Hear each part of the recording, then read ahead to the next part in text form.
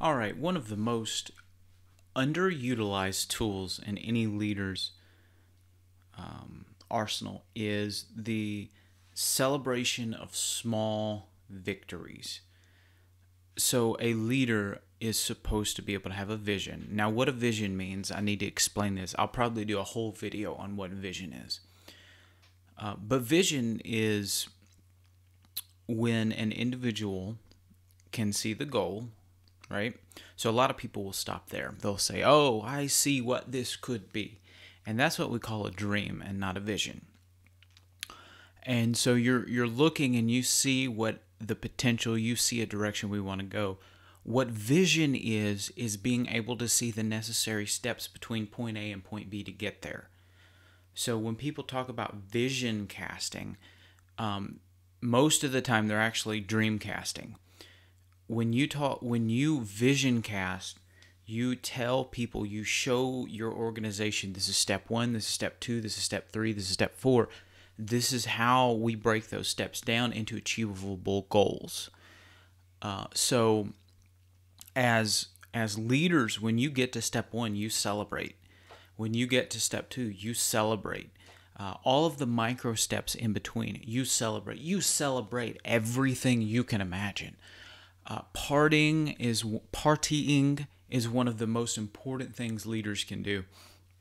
When you accomplish something, have a party. Even if it's a spontaneous party and there's just 5 people there and you're high-fiving and having a good time for 20 minutes. Party.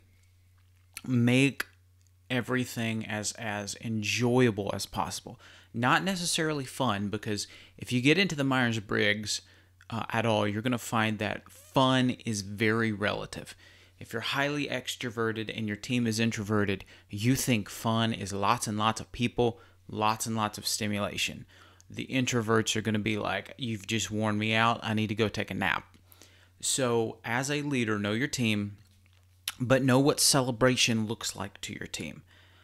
A lot of times, it's the new in vogue to ask your team what they think it looks like. And that's fine. You can do that if you want to. And I'm not saying anything necessarily negative against that, but I am saying that you need to be able to find out what works and be able to interpret that feedback for yourself. If you are having to constantly turn and ask your followers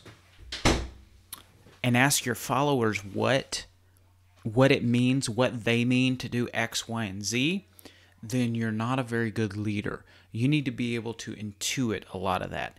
In one of the books called 33 Strategies for War, Green outlines something called, and it's a German word, and I'm going to butcher it, but it's like Fingerstitzen something. Anyway, it means fingertip feel, and that means when you've got your hands on something and you're trying to figure out,